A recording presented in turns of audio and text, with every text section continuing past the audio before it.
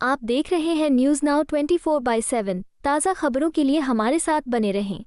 महाराष्ट्र विधानसभा चुनाव 2024 से ठीक एक महीने पहले राज्य में एक बड़े घोटाले का अंदेशा लगाया जा रहा है। कांग्रेस पार्टी ने सत्तारूढ़ दल बीजेपी पर गंभीर आरोप लगाते हुए 10,000 करोड़ के घोटाले का जिक्र किया है। इस बयान के बाद से महाराष्ट्र की सियासत में भूचाल आ गया है। कांग्रेस के वरिष्ठ नेता पवन खेड़ा का दावा है कि महाराष्ट्र सरकार ने 10,000 करोड़ की डकैती कराई है।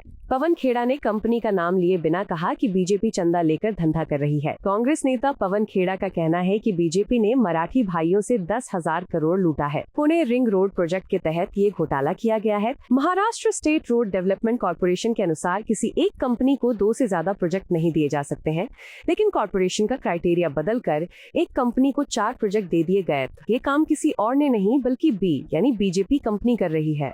हम बचपन से सुनते आते हैं कि जब भी कोई चोर बड़ा खजाना, बैंक, ट्रेजरी लूटने जाता है तो वो सुरंग बना के उसके अंदर घुसता है। जब किसी बैंक में सामने के दरवाजे से आना मुश्किल हो तो एक सुरंग बनाता है चोर, और बैंक के अंदर लॉकर्स जहां होते हैं वहां घुस जाता है। और अक्सर हमने ये भी सुना है कि वो चोर बैंक के चौकीदार से जरूर मिला होता है।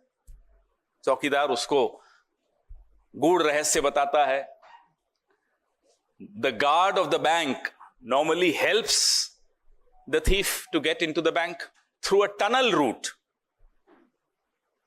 What has happened now in Maharashtra is also something similar. जो महाराष्ट्र की महायुति सरकार ने किया है वो लगभग ऐसा ही एक काम है। कांड है, डाका है, चोरी है और एक बहुत बड़ा घोटाला है। 10,000 करोड़ की ये डकैती सरकार ने खुद करवाई है। मैं दोहराना चाहता हूं, I would like to repeat, this massive scam of 10,000 crore rupees has been sponsored by the government of Maharashtra. आप लोग सोचेंगे ये कैसी बातें कर रहा हूं, और ये 10,000 करोड़ महाराष्ट्र के हमारे मराठी भाइयों के, हमारे मारवाड़ी भाइयों के, हमारे गुजराती भाइयों के, हमारे तमाम लोग जो महाराष्ट्र के टैक्स पेयर हैं, मेहनत करते हैं, पसीना बहाते हैं, उनकी कमाई से 10,000 करोड़ लूटा गया, सरकार द्वारा लूटा गया। आप बढ़ाइए इसको भी साथ साथ। आपको मालूम है कि ये जो प्रीपेड चंदा और पोस्टपेड धंधा हम आपको दिखाए हैं, पहले भी कई बार हमने इलेक्टोरल बॉन्ड्स के विषय में बताया है आपको कि कैसे चंदा दो धंधा लो की एक स्कीम चल रही थी और उसको सुप्रीम कोर्ट ने आकर रोक दिया। और जब से सुप्रीम कोर्ट ने इस चंदा दो धंधा लो स्कीम को रोका, तब से अब नई नई स्कीम्स लगाई जा रही हैं कि अब पैसा कैसे बटोरें, अब धन कैसे एकत्रित करें, अब कैसे लूटें। मापदंड होते हैं। हम भी सरकार में 15 साल मैं रहा हूं। टेंडर्स जब निकलते हैं, इंफ्रास्ट्रक्चर के टेंडर्स निकलते हैं, उसके मापदंड होते हैं, और वो मापदंड कई गाइडलाइंस को दिमाग में रखते हुए, उसमें सीवीसी है, उसमें तमाम अलग अलग गाइडलाइंस हैं जिनको दिमाग में रखते हुए बनाए गए हैं। उन तमाम मापदंडों को किस तरह से बदला गया, एक मापदंड का मैं आपको उदाहरण दूं कि ये जो प्रोजेक्ट्स हैं, किसी भी एक कंपनी को 2 से ज्यादा पैकेज या प्रोजेक्ट्स नहीं मिल सकते। ये एक मापदंड है, स्पष्ट मापदंड है, MSRDC का मापदंड है, Maharashtra state road development corporation का। लेकिन एक कंपनी को 4, दूसरी कंपनी को 4, ये 8 प्रोजेक्ट्स जो मैं आपके सामने लाया हूं, 8 पैकेजेस जो मैं आपके सामने लाया हूं, ये 8 पैकेजेस 2 कंपनियों में बांट दिए गए। मापदंड था 4 कंपनीज को आप दे सकते हो, क्योंकि एक कंपनी सिर्फ 2 पैकेज ले सकती है, लेकिन यहां एक कंपनी ने 4 पैकेज ले ली। ये आपको मैंने पहला मापदंड कैसे हटाया गया वो दिखाया। एक और मापदंड था कि कंपनी को सुरंग बनाने का अनुभव होना चाहिए। आप हैरान होंगे, इन प्रोजेक्ट्स में सुरंग बनाने का काम सिर्फ 10% है, लेकिन प्रोजेक्ट का नाम सुरंग के नाम से कर दिया ताकि इन कंपनीज को आप क्वालिफाई कर सको, इनको आप काम दिलवा सको।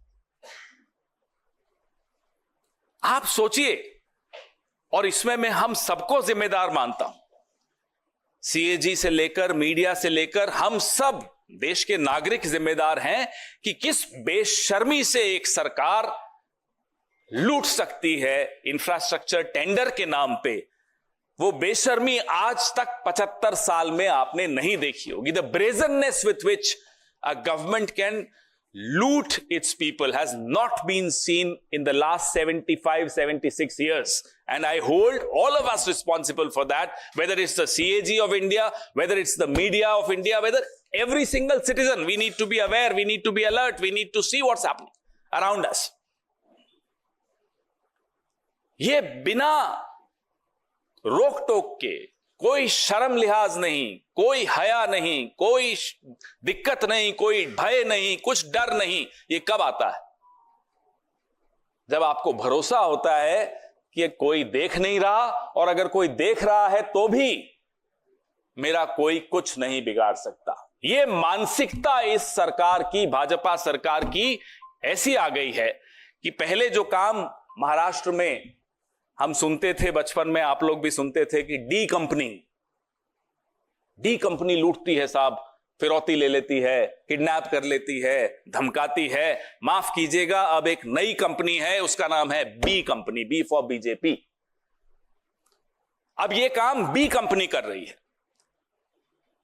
इलेक्टोरल बॉन्ड्स में भी 13% इलेक्टोरल बॉन्ड्स का चंदा महाराष्ट्र से वसूला गया था।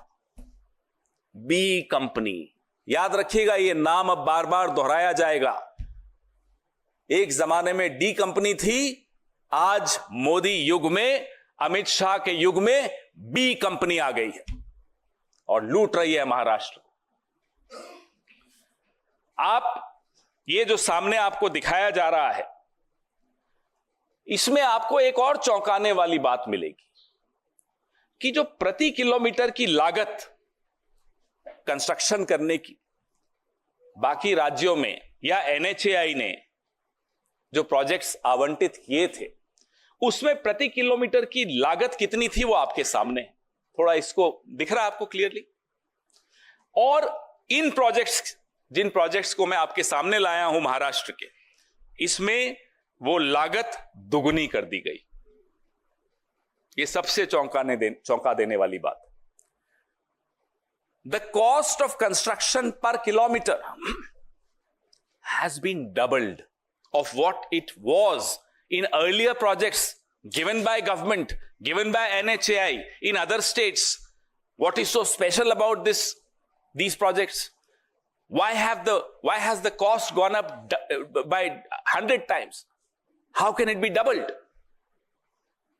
ये सवाल बहुत बहुत गंभीर सवाल है, क्योंकि जैसा कि मैंने आपको कहा, 10,000 करोड़ महाराष्ट्र के टैक्स पेयर की जेब से निकाल के सरकार ने कंपनियों को दे दिए और दूसरे हाथ से कंपनियों से फिर ले लिए।